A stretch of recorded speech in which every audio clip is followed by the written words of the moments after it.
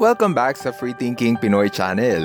Dito sa bansang Australia, ginaganap ang taunang Supercars Championship. Ito ang paligsahan sa kung sino ang pinakamabilis magmaneho. Yun nga lang, hindi may iwasan ang pagsulputan ng mga ligaw na kangaroo. Ang Australia kasi ay tahanan ng milyong-milyong kangaroo, kaya kung minsan, bigla na lang silang napapadaan sa kalsada. Delikado ito dahil peligro sila na mabangga ng sasakyan. Kung tutuusin, hindi lang mga kangaroo ang nakunan sa kamera na nakikisali sa sporting events. Ang ilan sa kanila ay kinatutuwaan ng mga manunood, samantala ang iba naman ay kinatatakutan. Kaya naman for today's video, matutunghayan nyo ang iba't ibang nakakaaliw na engkwentro sa pagitan ng hayop at sporting events. Simulan natin ang kwentuhan sa sports na cycling. Masaya ito panuurin lalo na kung ang mga kalahok ay nagdadaan sa serye ng obstacle course. Mahirap itong hamon at napakadelikado. Pero paano kung ang obstacle course na kailangan mong lampasan ay ang makulit na aso? Lagot ka pag kinagat ka niyan. Mas okay na siguro ang makulit na aso, wag lang sana ang nagwawalang baka. Gaya ng siklistang ito na nakadaupang palad ang isang galit na toro.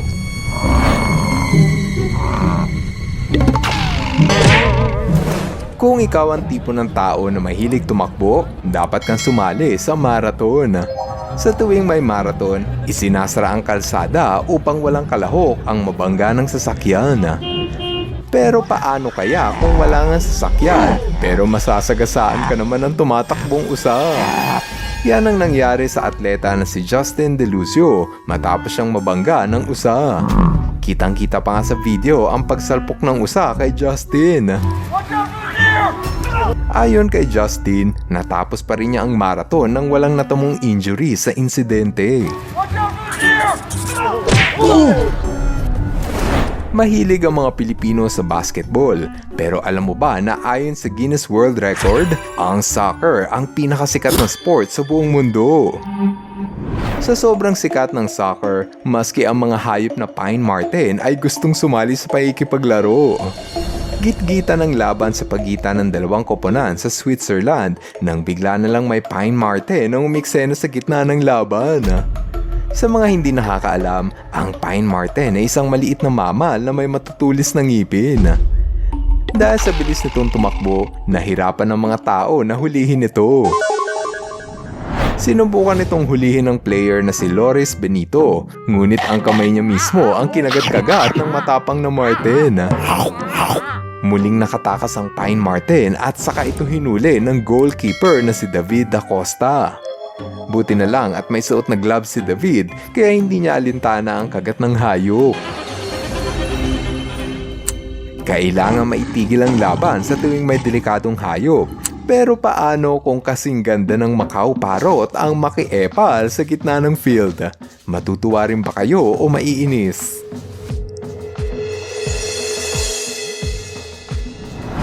Sa lahat ng delikadong hayop na pwedeng sumira sa inyong laro, ang mga bubuyog na siguro ang pinakadelikado.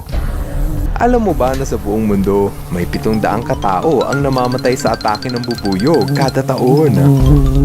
Yan ang insekto na nagbigay takot sa mga manlalaro matapos nang may umatake ng grupo ng bubuyog sa kanilang soccer game. Ang isa sa mga player ng soccer ay mukhang napuruhan sa ulo dahil sa panusok ng bubuyog. Sa huli, hindi nila hinayaan na maputol ang laro kaya pinagpatuloy nila ang laban hanggang sa may itanghal na kampiyon. Isa sa pinakasikat na sport sa Amerika ay ang baseball. Exciting manood ng sports na ito dahil pagalingan sa pagbato ng bola ang labanan dito.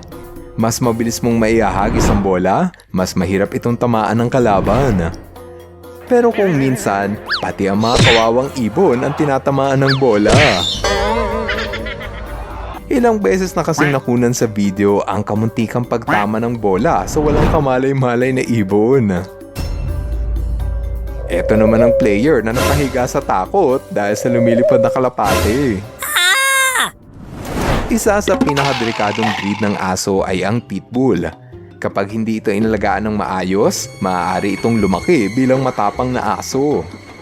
Pero sinong mag-aakala na ang mga pitbull ay mahilig rin pala sumali sa sports? Gaya ng aso na ito na matapos makatakas sa kanyang amo, agad nitong inagaw ang mga gloves sa kamay ng mga players. Mukhang mahihirapan silang bawiin ang gloves na dinekwat ng aso. Kesa matakot sa pitbull, tsak na mas kaaaliwan mo na lang ang kanilang makulit na ugali. Ito na ata ang pinaka-bad trip na pangingialam ng hayop sa larangan ng sports. Noong year 2009, nanalo ang koponan ng Cleveland Indians laban sa grupo ng Kansas Royal dahil sa pangingialam ng mga ibon. Paano ito nangyari? Ganito kasi yan. Matapos tamaan ng hitter ang bola ng baseball, tumungo ito sa pwesto na may maraming ibon. Dahil dyan, nahirapan ang catcher na saluhin ang bola, kaya bigo itong depensahan ng kanilang base. Nagresulta ito na makaabot hanggang fourth base ang player dahil sa tulong ng mga ibon. Alam mo ba kung gaano kalawak ang golf course? May lawak lang naman ito na 30 hektarya ng lupa. Dahil sa sobrang lawak ng golf course, naging tahanan na rin ito ng mga wild animals gaya ng iguana. Kaya naman hindi rin may iwasan ang pangingialam ng mga hayop sa tuwing may magaganap na paligsahan. Gaya na lang ng sigal na ito na nakuhang galawin ang bola ng isang golfer. Inakala niya ata na pwede niyang kainin ang bola dahil sa mukha itong itlog. Sinubukan pa nga niya itong tangayin. Dahil sa pakikisawsaw ng ibon, pansamantalang naudlot ang laban ng dalawang golfer. Aba, pati pala ang sports na tennis ay hindi pinapalagpas ng mga hayop. Ang ilan pa nga sa mga kalahok ay hindi na nakapag-focus sa laro kaya sila natalo. Gaya ng dalawang player na ito na natalo dahil na-distract sila sa dumaang pusa sa gitna ng laban. Pero hindi naman palaging perwisyo ang hatid ng mga hayop sa tennis court. Kung minsan, nagiging lucky charm din sila ng mga player. Gaya ng nangyari sa tennis player na si Naomi Osaka na kinaaliwan ng mga netizens dahil sa paru-parong dumapo sa kanyang balat. Alam mo ba na nung araw ding yun, nanalo si Naomi Osaka sa tournament? Ang sabi nila, naging pampaswerte raw niya ang paru-paro. Palagi nating tatandaan na ang mundo na ito ay hindi lang para sa ating mga tao. Marami kasing mga puno ang pinuputol upang gawing baseball field o hindi kaya ay para gawing stadium ang lugar. Kung hindi dahil sa mga pinapatayo nating sports complex, hindi dapat mawawala ng tirahan ng mga hayop. Bago tayo magpatuloy, konting shoutout lang muna. Hello kina Jennifer, Erlando at sa aso nila na si Loli, Mark Martin at sa mga tiga Rosario, La Union. Happy birthday kay Leira Jane Reyes. Belated happy birthday kay Lawrence Anthony Tan. At kina Vanessa Rich, Vince Raven at belated happy birthday rin kay Von Ryzen and Tita. Ngayon, ipagpatuloy na natin ang kwentuhan sa iba pang mga amazing videos. Panuorin nyo. Dito sa Oregon Zoo, mahikilala niyo si Juno, ang sea otter na marunong mag-shoot ng bola.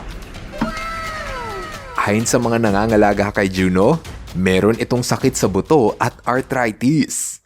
Para hindi lumala ang sakit ni Juno, naisipan nila itong turuan ng basketball bilang exercise. Sa tuwing na-shoot ni Juno ang bola, binibigyan nila ito ng premyong isda.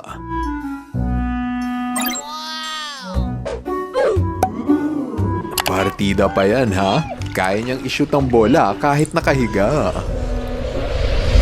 Dito naman sa Brazil, merong aso ang natutong maglaro ng foot volley. Siya ang aso na si Floki, ang 3 taong gulang na border collie. Kabibiliban mo ang asong ito dahil sa husay niya sa pagsalo ng bola. Ayon sa may-ari sa asong si Floki, nadiskubre niya na marunong sa sports ang kanyang aso dahil palagi itong sumisingit at nahikiagaw ng bola sa tuwing may naglalaro ng foot volley. Sa ngayon, nagmistulan ng artista si Floki dahil sa dami ng tao na gustong makakita sa kanya habang naglalaro. Dito naman sa Thailand, kinaaliwan ng mga turista ang grupo ng elepante na walang ginawa magdamag kundi ang maglaro ng football. Nakakatawang panuorin ng mga naglalakihang elepante habang sinisipa ang napakaliit na bola para lang makagoal. Kaya din nilang sipain ang bola kahit nasa likod. Kada taon, libo-libong turista ang nanunood sa pambihirang koponan ng tao at elepante. Ito ang mga elepante laban sa mga estudyante ng high school. Ingat nga lang mga bata at baka matapakan kayo ng kalaban yung elepante. Kung dadako tayo sa California, may ikilala nyo ang English Bulldog na si Tillman. Sumikat sa buong mundo ang asong si Tillman dahil sa husay niya sa sports na skateboarding. Kung titignan mo ang kanyang galawan sa pagsakay sa skateboard, iisipin mong nasa dugo niya ang pagiging atleta. Mas mahusay pa ito sa ibang tao. Noong year 2009, nasungkit ni Tillman ang titulo bilang fastest dog on a skateboard. Yan ang titulo na binigay pa mismo ng Guinness World Record. Bukod sa skateboarding, mahusay din siya sa surfing. Eh di wow, paano ba maging kasing husay ng aso na si Tillman? Maski pala ang mga isda ay pwede ring matuto ng sports. Ito ang mga cute na goldfish at tsak nakakaaliwan mo kung gaano sila kahusay maglaro ng soccer. Pag may nakita silang bola, agad na pag-aagawan niya ng mga goldfish para i-shoot sa net. Ayon sa nangangalaga ng isda, naturuan niya ito ng trick dahil binibigyan niya ito ng pagkain sa tuwing sumusunod ito sa kanyang pinag-uutos. Inabot pa raw siya ng 3 buwan bago niya naturo ang sumunod ang mga goldfish. Hindi ko ata yun kaya. Aso ko nga hindi ko maturuan ng disiplina. Isda pa kaya? Masarap sanang turuan ng sports ang mga hayop. Nakakatuwa kasing makakita ng hayop na marunong sumunod sa utos ng tao nang wala kang maririnig na reklamo. Ngunit palagi nating tatandaan na ang mga hayop ay merong limitasyon at hindi naman likas sa kanila ang sumunod sa utos ng mga tao. Kapag pinilit mong pasunurin ng hayop, para mo na rin itong inaabuso. Gaya ng tigre sa video na palaging pinapalo ng kanyang amo para sumunod sa kanyang utos. Ito naman ang aso na naaktuhang inaabuso ng trainer dahil ayaw ring sumunod. Mas lalong nakakaawa ang sinapit ng aso na ito sa kanyang malupit na amo. Kitang-kita kung paano minaltrato ang aso para sundin ang kanyang pinapagawa. Kalunos-lunos din ang sinapit ng mga batang oso para lang sanaying tumayo sa 2 paa. Itinali ang kanilang liig para sapilitan silang matutong tumayo na parang tao. Kaya sa susunod na makakita ka ng hayop na marunong mag-tricks, isipin mo na lang kung paano sila pinagmalupitan para gawing entertainment. Kaya nga maraming tao ang ayaw ng manood ng circus dahil minamaltrato ito ng kanilang amo. Sa Australia, naputol ang laro ng soccer dahil sa kangaroo na umiksena. Hindi pa nakontento at humiga pa sa gitna ng field. At aba, naging goalkeeper pa. Ang player na si Randy Johnson ang isa sa pinakamahusay na pitcher sa baseball. Dito mo makikita kung gaano siya kalakas humagis ng bola. Sa pool ang ibon. Ito naman ang lalaki na nautusang alisin ang pusa sa baseball field.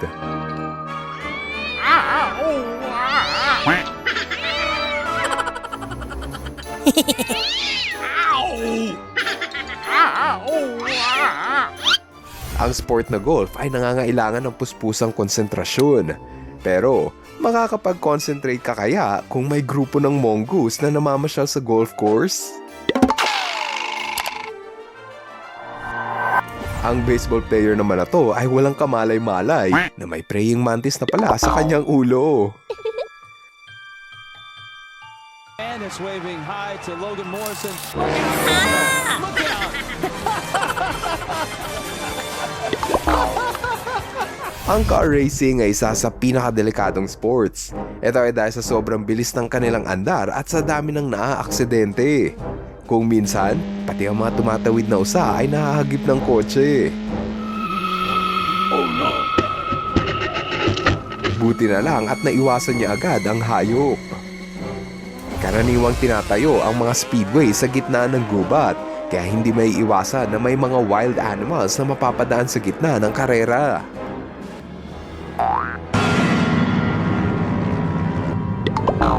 Ang humaharurot na racing car ay umaabot ng 200 miles per hour, kaya napakaswerte ng baka na to matapos siyang maiwasan ng rumaragas ang kotse.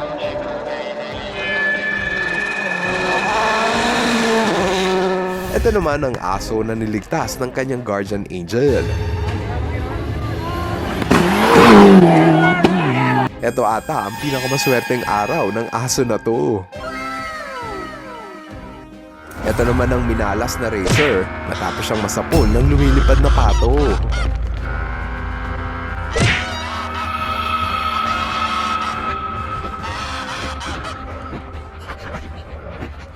Sa bansang Georgia, malaki ang problema ng kanilang gobyerno dahil sa nagkalat ng mga stray dog o asong gala. Pero nitong 2018, nag-trending ang aso na to dahil sa pangungulit niya sa mga player. May kita sa video na maski ang mga player ay wala sa mood na may paglaro sa aso. Nang may lumapit na player, umakma ang aso na tila ba gusto nitong magpakamot ng tiyan. Sa huli, dumating ang dalawang security guard para hulihin ang aso, ngunit mukhang ayaw talaga nitong sumama. Git-gita ng laban ng mga babae na to sa field hockey nang may aso na nakisali at gusto ring makipaglaro. Buti na lang at dumating ang may-ari sa aso at kinuha ito na parang bata.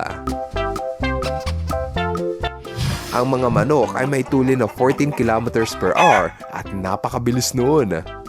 Kaya maski ang mga football player ay nahirapang hulihin ng manok na nakisali sa kanilang palaro. Ang Argentinian basketball player na si Manu Ginobili ay isa sa naging mahusay na manlalaro ng San Antonio Spurs. Pero ang hindi inaasahan ng mga tao na mahusay din siyang manghuli ng paniki. May kita sa video ang pag-alagala na paniki sa basketball court na nakaabala sa laro. Nang dumaan ang paniki kay Manu, patay ang paniki. Ibinigay niya ito sa otoridad at nagpatuloy sa paglalaro. Kung nahawakan ng ligtas ni Manu ang paniki, ito naman ang pusa na hindi mo mahahawakan ng basta-basta.